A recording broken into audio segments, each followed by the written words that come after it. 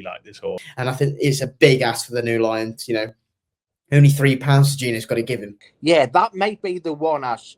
I was trying to look for one. Might be.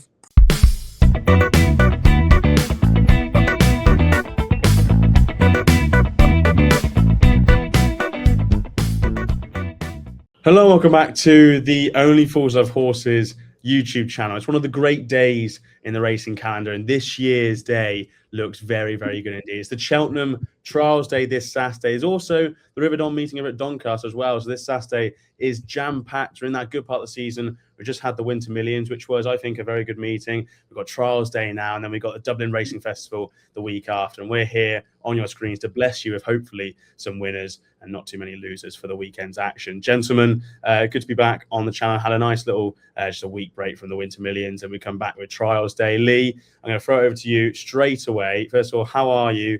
And I want your best performance from the weekend in the same sentence.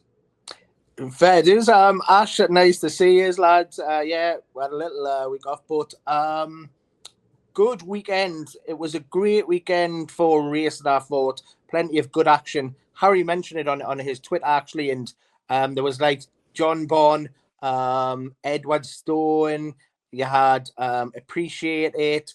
Who else was there? Someone else just rolling back the years, and just horses that we've seen time in and time out and keep performing, keep turning up. But that's the key with John Bond as well. He put in a great performance. It was a forerunner, two sort of faltered. Thistleask went to Merry Dance, but then he picked up the crowd road, and well done to James Bourne.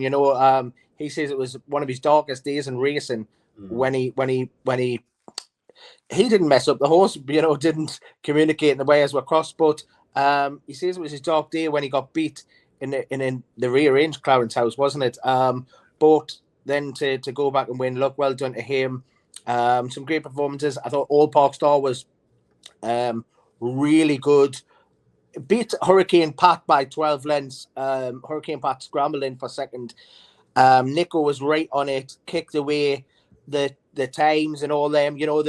That's not my Agua form, but all the stats and all the RPRs and all this different stuff are saying that was a huge performance. And by the eye, look, it looked a huge performance. And he's a worthy at the top of the. I wouldn't mind taking 11 to 4 threes. You've only got a couple to beat the DRF, but if they come out and they falter, he's only going to go shorter. If you like him, look, take him.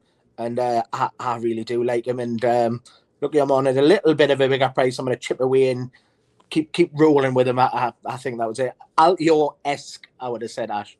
Very, very good. Yeah, he was very smart, and he definitely sets the standard for the Supreme. Harry, Lightning Winter Millions meeting, whatever it was. What was your favourite performance of the weekend? Yeah, I think it's, it was an advert for racing, across the 3 days. There was great prize money on, the attendances in Bar Ascot, but I think Windsor definitely enjoyed plenty of people coming through the gates. I think obviously in a time where people have been crabbing attendances, but, attendances are up, and they have been. I'm sure you might be able to back me up on the figures of that. I don't know whether you'll know exactly. By the way, Harry, 40 quid for the weekend pass there. Fantastic. So good, especially in a time that's, it's certainly expensive, isn't it? But 40 quid for 3 days, including, you get to see the likes of John Bond. And my favourite performance of the weekend, Ash, was Protectorate. Between the three of them, they were 32 years old, and I know we joke about them.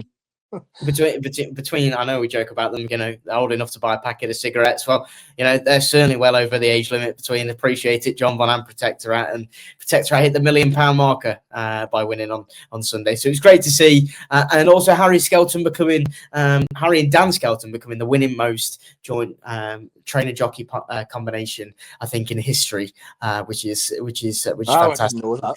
Yeah, and over getting past the likes of Pipes and Scudamores and McCoys and whatnot, it's a massive achievement, and they are going to go down, as Nick Luck said. I completely agree, going to go down in national history, you'd imagine. I did not know that. That's very cool. And Protectorate was great. I mean, they tried to get him beat. He looked a big price. They super boosted him, everything, and he won very nicely. For me this weekend, I I didn't really watch too much on Saturday, to be fair, but I thought John Bon was great, and obviously it was, Lete Thompson was disappointing, so that's sort of something to bear in mind. Don't think he'll have too much of a say on Cheltenham, unfortunately. Love the horse, but don't think he will. I just want to highlight one race. The opening race at Navan was a rated novice hurdle over 2 miles. Zeus Power won the race. Lazada Star was in second. Will Only Have the One was in third. Just had a look at the HRI ratings to see what they've all been given as a sort of updated handicap mark. Will Only Have the One has been given £2 to a rating of 130. Lazada Star has been put up £5 to a mark of 131, and I believe that Zeus Power has been put up £7 to a mark of 131. So I actually was hopeful that all of these would stay in the high 120s. So the low 130s isn't that bad of a thing for their handicap mark. It's just whether they come over to the UK for a handicap and potentially get given £4 customary for coming over the Irish Sea. But either way, I thought all three were pretty good, and We'll Only Have the One. I was speaking to, just with filming for Racing TV, and I'll get the trumpet now. I was speaking to Jimmy Fife on Friday, and he happened to give me Throat Lash, who won on Haydock, which was very kind of him. And he said, I'd almost half fancy We'll Only Have the One at a big price if I knew Gavin Cromwell's yard were in good form.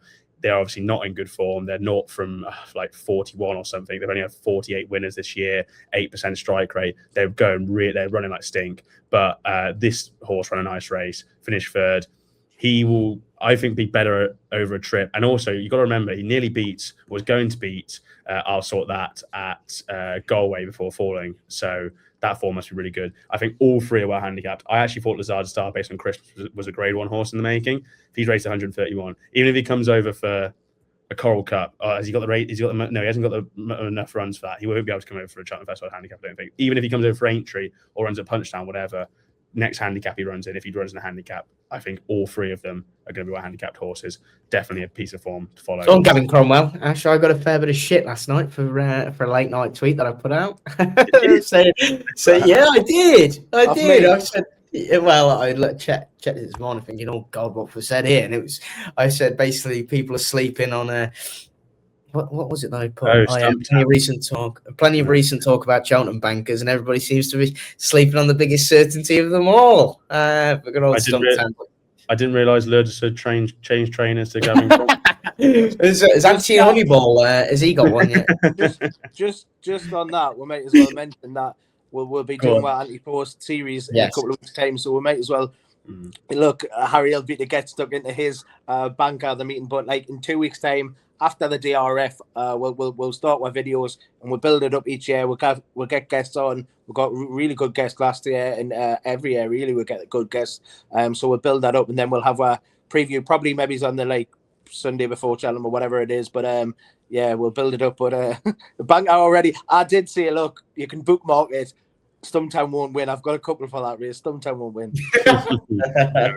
Starting the Cheltenham chat early. Yeah. And speaking of Cheltenham Trials Day this weekend, we're going to go through the 5 grade 2s that are on the card, and then anything else. I'm going to do this in rapid fashion, gents. I mean, a couple of races lend itself to being rapid talk, but we'll start with the Triumph Trial. I personally feel like this is only a 2-runner race. I know what you boys feel, but it's Maestro Conti top in the market, 13-8. Manena Yoga 3-1, who beat Active Innocence, who runs later on in the card at Newbury. That's 3-1. Feel Gut is 8-1. Man Lager is 10-1. I think both of these horses are heading elsewhere. Don't quote me on that, but I'm pretty sure I saw some Nicky Henderson quotes that suggested that Mangala might go to Doncaster and Feel Gut might not just come to this race, basically. One horse down, I imagine, will run, though, 10-1. Hardy Stuff 14s, 10 to the Doot for Chester Williams, 14s, Max Ho 16s, 20s, Bar.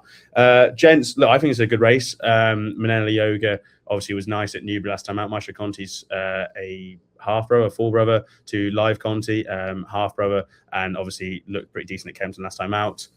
Harry, who is top of your list in this race? Yeah, look, I think, in my opinion, I completely agree. But I was taken by Manila Yoga last time. I thought, despite, I know people are going to say, oh, but he got loads of weight away. But, the 2 pulled a long way clear. And the attitude that Manila Yoga showed, first time I'm obviously running for Paul Nichols. I know obviously he won over at Fairy House, but I thought it was a big effort, and I thought he was really game. I think Maestro Conti won a pretty nothing race. He was entitled to win that. But he's going to have endless amounts, but he's got to give a few pounds, £3 to Manila Yoga. And the Nichols yards, people have been saying crabbing them.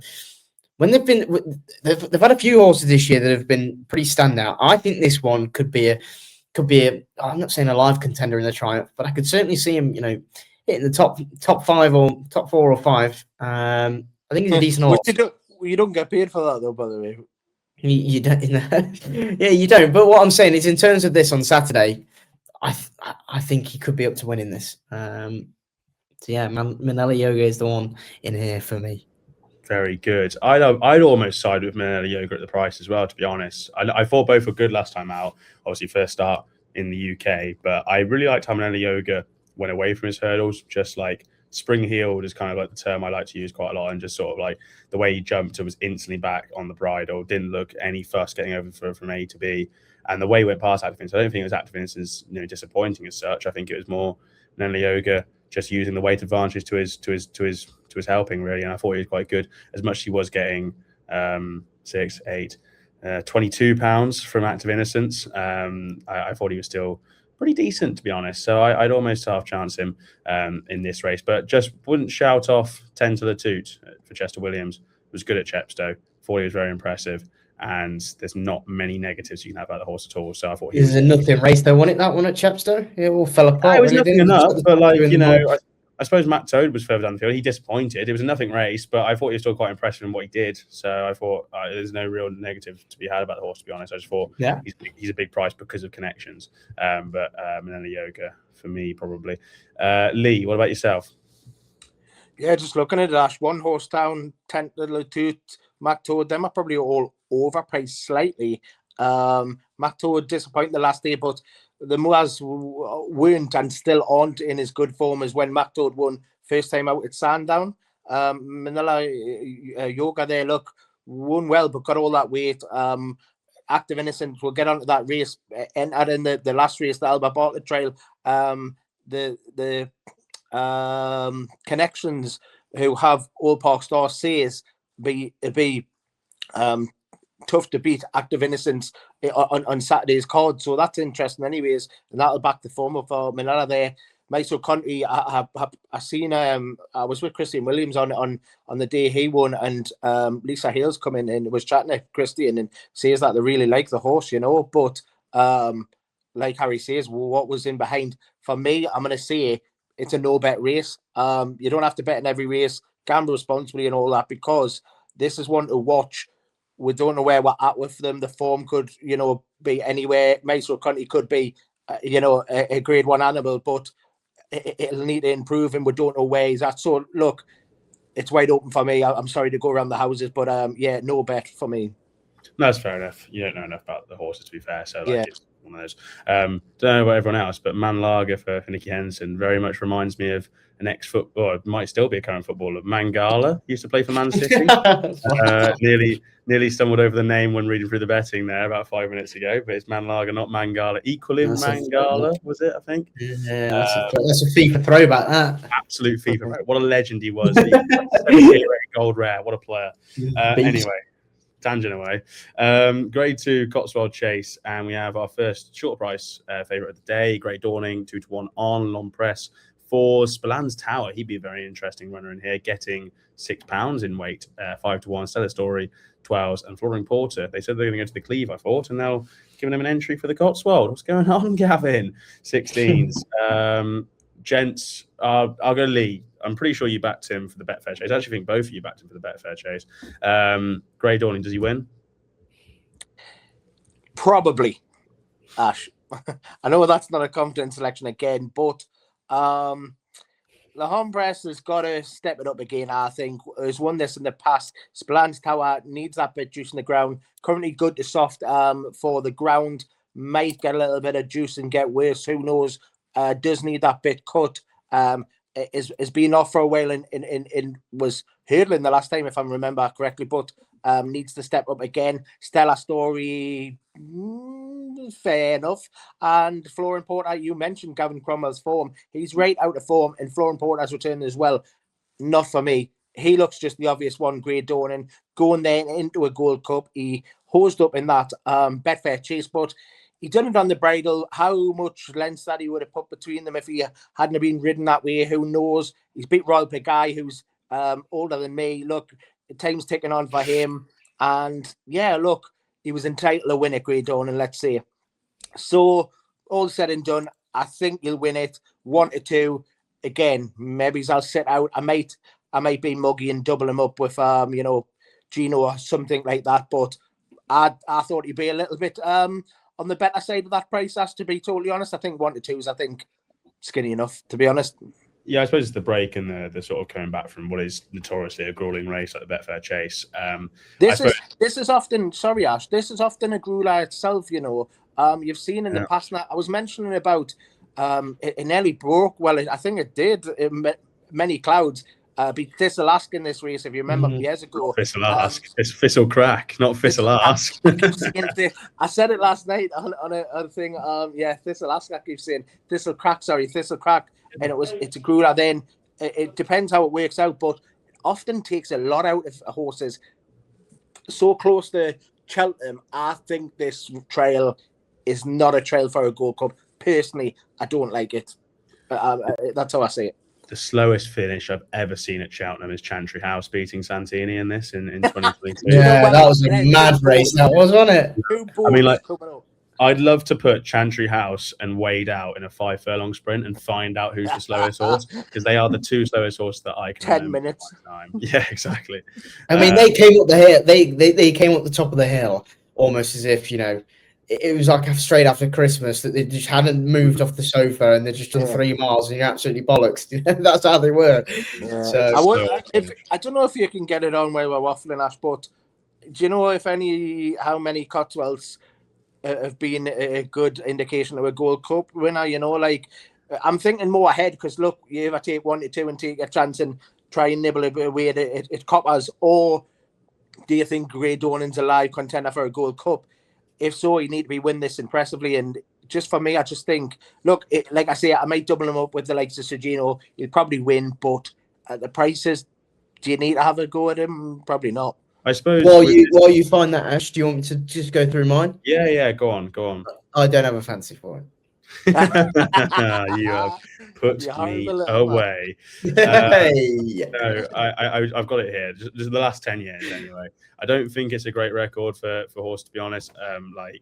Read them out, and I'll tell you what. I mean, no winners have won the Gold Cup anyway in the last 10 years. Smart Place, Many Clouds, Definitely Red, Frodon, Santini, Native River, Chantry House, Ahoy Senor, Capodanno, Lompress. No real placed horses have come from it either, really. When did Native River win it? 2021, but he won it in 2018 or something like that. Yeah. So it was literally one of his final runs of his career. Yeah. Even Bristol was behind Santini in 2020 and then finished 9th in the Gold Cup. It's just trainers are creatures of habit, aren't they? And Skelton used this race for Protectorat in 2023 and then came away from it saying, "Oh, I didn't realize you're so undercooked." I just worry that's the. I think he's learned though, but I don't think he wants to leave his race behind at the same time. So it's a tough. It's a big pot though for them. It's a good pot for them. Yeah, but I think they care more about the Gold Cup than the pot in this situation. Yes, definitely so. But you know what? Like you're saying, you might as well take in this kind of race. And if you think you can easy pickings, but what else is there? Either go to Leopardstown and go to their trail, or you stick to this. You've got 2 options, kind of thing, and look, he'll win it. Sorry, I know a thingy, but just not a good indication of a Gold Cup horse. I find it interesting that Jimmy Mangan sent Bland's Tower over hurdles last time out. Again, to then, is he got a view to coming to this race because it's an easy race and he can go and win it? I don't know. I'm not fancying it, of course, but that was for a race. That was a while back, though, wasn't it? It was for a race. Christmas, was it not? It's on New Year's. No, as in he went to Punchtown and finished behind El Fabiola on New Year's Eve. Sorry, the in-between. Did they do that in a view to running here? Yeah. Already one. I don't know. I won't be having a bet in the race.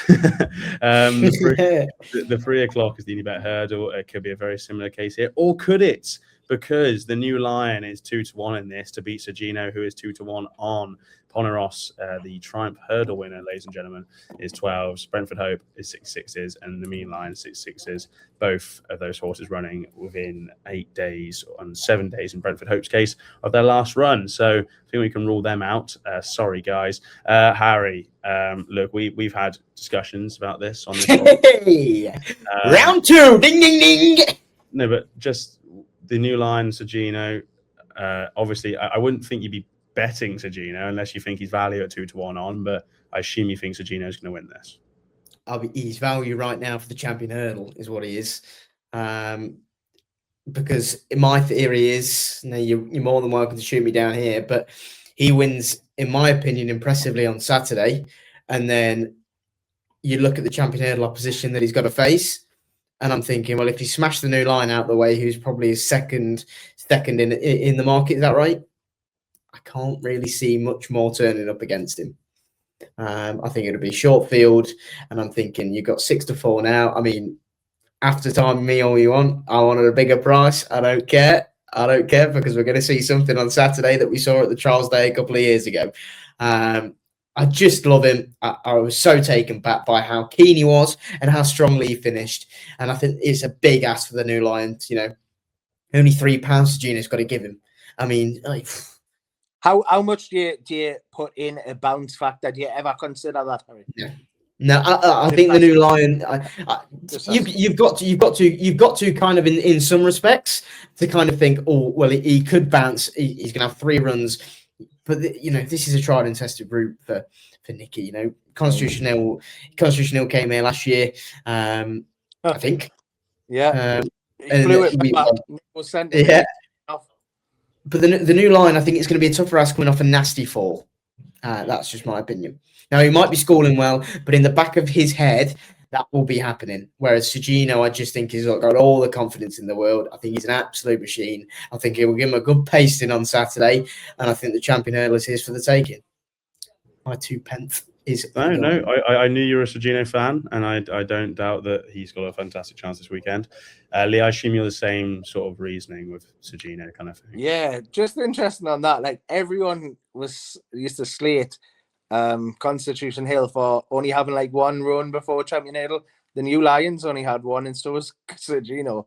I mean, they're going to have another one at the weekend, but like before that, people used to just slate like how many you having 1 or 2 runs and then not seeing them as well. Like, but interesting. One's coming off the back of a fall. One was coming off the back of a layoff, and now comes into this.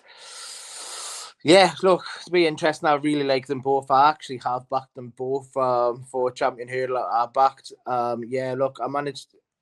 But it makes no difference, Ash, because only one can win it. So it makes no difference. Like, I'll tell you what I'm on. I think it's 5 for the New Lion. Done then Sir Gino. When I knew that he was going to stick to hurdles at 9-2, but combining them of half my bloody price anyway. Like I say, only one can win it, so it makes no difference getting them prices anyway. Say for devil's advocate, lads, if the New Lion beats Sir Gino on Saturday by half a length, the pair pull a mile clear of Ponyross, how do you then price up the champion hurdle? 7-4 Sir Gino, 2-1 the New Lion. Even you're lying, right? I'd have said it'd be the other way around, wouldn't it? 5-2. What? You couldn't not what? If Sir Gino beats the New Lion? No. If the New Lion beats Sir Gino by half a length on Saturday, how would you price up the champion hurdle? Sir Gino still goes off fav, or at least still is fav. 7-4. The New Lion probably 5-2. 9-4. Yeah, I don't know. Sir Gino has to beat him on Saturday. Has to beat him. But it just depends how he beats him, I suppose. Look, the 2 outsiders got no hope. Brentford won the other day, so probably not go. Ponyross, well, actually probably would, but Ponyross, like, surely he can't be winning this. And yeah, it's just a matchup. I think Sir Gino will win. I think he'll beat the New Lion. The New Lion, he'll be interesting for any entry hurdle. It depends how he runs at the weekend, but he'll probably be interesting for any entry hurdle at least. Yeah, look, keep it simple. Sir Gino, I think he'll win. I think he'll win the champion hurdle and all. Yeah, I won't be having. I don't think I'm strong enough on the New Lion to have a bet on him at 2-1 this weekend. Just there's enough question marks kind of thing, but I think he's got a better chance than probably maybe you two are giving him credit for. I don't know. Maybe you are giving him credit for having a good chance. I think it's tough between the two, so I just won't be. I think he would have won that fight in 5th, the New Lion though. So You know, it just like this will be interesting on this track as well. Like, so do you know? I'll have to be right on his metal. You know that the new Lion is better than all of them in the Christmas Hurdle, in my opinion. Yeah, I think he would want as well. Cleeve Hurdle time, gentlemen. Better prices on display, just about. In Postoir, does he go? I don't know. I don't know if you've seen anything on Twitter or anything, but I don't know. I assume if he's entered, he's got a good chance of going. 11 to 8. Thelem, first start for 805 days, 3 to 1. Strong leader at 5s, Mashan 2 at 7s, Dolly the Great 8s, Nurse Susan 12s, Garrow 14s, Maxim 20s, Camsnas 33s, and Lavida a diva at 40s. Harry, not a great race, is this? I suppose it's an okay race for what it is. The Cleeve Hurdle's never really a vintage race, I suppose. But, you know, could be interesting if Thelem rates 160 turns up on his first start for 805 days. Did you find anything that you wanted to back at all? Yeah, I think Mashan 2 is probably an each-way player in this. Coming out of handicap company, we've seen we've seen Thistleass do it at the weekend. Not saying by any means, you know, Mashan 2 is at that sort of level of, you know, improvement. But I think if you take out the Haydock win, I thought he was deadly at the October meeting. And then he came back on New Year's Day and he put away a decent field. You look at Harbour Lake was in there. Love of Namor obviously ran well. He was giving a good bit away to Ace of Spades as well. That was in second. So maybe he can just kind of keep improving. And I'm not saying by any means I'd expect him to beat Impostoir, who, you know, is up there in the stayers market in March, but I'd probably say he would have an each way squeak in this race, because I fancy him to beat any of the horses below him in the market. Dolly the Great, Nurse Susan, Gal Road, Maxim, Camsinas, La Vida a Diva. I've actually seen more shocking things than the Mashan 2 winning this, so I could not put anyone off. I thought he was actually good when winning last time out and in October. Again, the way he went away from his hurdles, sprint up the hill. I mean, I could actually, I could see the case of him. Wouldn't want to be backing strong lead around Cheltenham. So them just off a big break, I wouldn't be backing him. If Impostoir turns up, he probably does win, but I've seen more shocking things than Mashan 2. I think he's got a bit more tactical speed over Impostoir, which might just stand him in good stead in a race like this. Lee, what do you make of the race? Impostoir will win. He's a grade 1 horse. He won fair and square the last day. I think he had plenty more in the tank. Thelem, 800 odd days off. Not for me. Strong leader doesn't like Cheltenham. The rest of the handicap as Impostoir win. Look at that! So it's a great summation there in less than Usain Bolt over 100 meters. That's very good. Yeah, I kind of agree, to be honest. But I think Mashan 2's got a good chance. I think he's probably the one I'd be backing each way. Will I get tempted by Nurse Susan at 12 to 1? She should have ran last week, but she's taking this in. Probably needed a little bit more of a gap, I would have said, from the Sandown run to last weekend. And yeah, she's still a handicap at the end of the day. Yeah, she also struggled to stay 3 miles when beating Rambo at Lingfield in 2024. And I was on that day and she was off 129. She's well handicapped, and I don't think I've gasped for more air than watching her get back past Rambo and beating him by neck. Final race we'll put under the microscope then, gentlemen, is the Grade 2 AIS Novices Hurdle, also known as the Classic Novices Hurdle, infamously the race that sealed my fate with Potter's Charm last year. That docket went straight into the bin. Act of Innocence is a potential Cheltenham Festival horse. He is 13 to 8. He's been well backed in the early markets. Taurus Bay was very impressive at Ainge last time out, 5 to 1. Clink Madrid is representing the No Drama this end. Form finished second to him in the Shallow at 7s. Heads Up is also representing the No Drama this end form, second to him at November, 8 to 1. Carlin Rig, 14s. Fortune Timmy, the same price, as is Step Ahead and the Blue Room. Bossman Jack, 16s. Cryptic Chick, the same price. And the Devil, at 20 to 1. Fire back over to you, Lee. Act of Innocence. I mean, the owners seem fairly confident in the Racing Post from earlier this week comments. I suppose, was very good at Newbury when beating Sinatra, who looks like a good horse. Is he your idea of the winner, or is he just a touch too short now? He probably is too short, Ash, to be honest. I think Taurus Bay is a lovely horse, and I think there's a few could maybe give him a chance again. I was just like, I keep looking at that the devil, the devil I know, Sambuca. That's my devil. Sambuca, the devil, I'm trying to look at them bigger prices. Keep getting told this Clint Madrid has got more than it's showed so far. I don't know how much it is. And they beat that Kalkbrenner at Newbury, who's a horse that Yeah. Ben Pauling definitely likes. So Yeah, I just keep getting told it's the same lad who keeps telling us. Yeah, just it's one of them interesting races. Who stays on best? There was one Conman John's race the last time. I think Colin Rigg won that one, if I'm right, Ash. Yeah, so I thought Conman John, it was a good stay, blah blah blah, but it's a similar race to this. There's plenty in behind and lurking, and that might stay on. If you remember, what was the race? Monkfish won. What was the favourite? The Hobbs horse. If you can remember. Time Hill, bang on, yeah. Yeah, good shout out. Yeah, and people thought, Time Hill was the one, and he had been winning the, similar races. But then you come to it, and it's just the way the race pans out, and who stays and who's gritty. And I think it might turn into a bit more of a gritty race than, an Active Innocence or even a Tourist Bay. There may be the classier horses, whereas there might be, a stronger stayer and a grittier type in behind at them prices. Again, look, I've come around the bloody houses, sorry, but I just think at the price, I can't home in on one. I might buy the weekend Active Innocence. Like I say, as the owners says it won't get beat, basically, along those lines. I don't want to quote them, but they were basically saying they'd be shocked if Active Innocence got beat. It's probably between the top of the market, but I think there might be a lurker at a big price if I can try and find one anyway. Yeah, I thought Active Innocence have a chance. And look, Taurus Bay's nice horse. It's not a race I want to have a massive swing in, other than the fact that the Devil is, I think, objectively the wrong price based on all known form. He's the one who's bringing graded form to the table here. It's just like, the light bulb just went on, Ash. I know what it is. It's not in the bar betting, maybe. It's fresh perspective in here. Oh, right. Yeah, he is there. He's there, 33s, yeah. That's me one. Me a couple of quid each way on fresh perspective, because it's this one is the one that is, I think, is the great. It steps up massively in trip.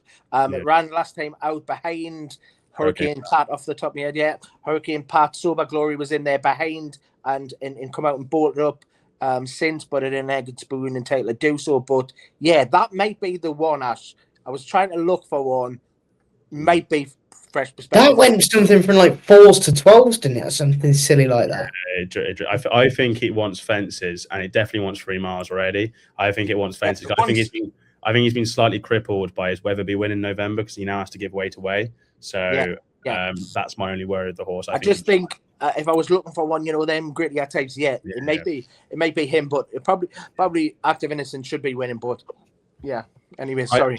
It's fine. No. I like the horse. I backed him at Sandown last time out, but I just think he might want A, 3 miles, and B, fences to get this penalty out of his that he's got on his handicap mark currently, because he has to give weight away. I just thought the Devil on all known form is overpriced at 20s. I think if I was gambling, I think he's going to this race, because there's either going to go to this race or the Nathaniel Lacey. Why would you go to the Nathaniel Lacey? I don't. Maybe because I don't think he stays 3 miles at this from what I've seen. So 2 miles 6, Leopardstown, don't know. 2.5 miles Cheltenham is a bit more of a winnable race, I think. And he's entered the River Don. He won't go to the River Don. So I think he'll come here. And he was second to Dr. Steinberg at Navan last time out. Dr. Steinberg is an Albert Bartlett horse that I think's got a fantastic chance at 16s. Beat Scarlet Hustle at Goran Park over 2 miles, which he probably would have wanted a bit more of a trip. And yeah, I think he's just objectively overpriced. So the Devil is the one I'd probably fancy at this stage. But look, I think Taurus Bay is a very nice horse, obviously, as is Active Innocence. Harry, final word to you. Anything else? I've got a big each way fancy in this. Step ahead. I think he's a proper. I think he's a proper horse. I think you look at his form. He was second behind Money Garrow on his hurdling debut. That horse has obviously came out and since won last weekend. Beat the. I thought it was a decent race actually. That beating they call they call me Hugh. He calls me Hugo, something like that. The Murphy horse. I have no idea what it's called. That is a Murphy horse. Did they beat it last time out, or was it beat a different one? Yeah, no, it did. It beat. I think. And there was a decent horse in third as well, Swindon Village as well. That was a win. I think it was. I could be wrong there. I'm just thinking off the top of my head. But Step Ahead beat a horse that me and Lee were at the fighting fifth. Beat Just Golden. That was the Skeletons. And that was at Cheltenham last time. And I think stepping up in trip will be the making of this horse going up to 3 miles. Now I know it's he won over course and distance last time, which won't be a problem, but he'll be even better over further. And he's a proper Kim Bailey chaser. That's what he looks like. The team are in great nick, 25% winning strike rate over the last 14 days. Be interesting to see who keeps if Kieran Gethins keeps the ride. He's obviously ridden him the last twice, so just get on with the horse. But I think at each way play 14-1. I think this horse, he's a proper horse, and I can't see him out the frame. Very good. A couple of each way swings potentially then. Then we'll go on to anything else then, gentlemen. There's a couple of other races obviously on the card with the nice novice handicap chase at the start of the card as well. I'm going to put forward one, and it is in that race, the opening race, 12:05. I present to you Push the Button at 8-1. Really like this horse. Really, really, really, really, really, really like this horse. You're opening yourself for a big hole because there's two of your Honeyball horses in here. Yep. Yeah. I can't wait for Jordan's Cross. I can't wait for Jordan's Cross to win by 5 lengths. I'm waiting for Jordan's Cross to win by 5. But I think that Push the Button's a really smart horse. I actually think it's improved for the whatever happened, the change in stable and just the change in training and how they campaigned him. But he won over Carlisle. He won over 2 at Carlisle on chasing debut for Mark Walford. Won it really nice. He showed a massive turn of foot. Second to Meet You by the Sea, who's now gone and franked the form. Then second to Steel Alley in a grade 2 last time out. Again, stayed on nicely. The third was No Questions Asked. I think No Questions Asked did disappoint this day, but still, the form's been franked. He's just a horse who I think could, if they don't win this weekend, I will back him for the Ultima. I think that's the race for him.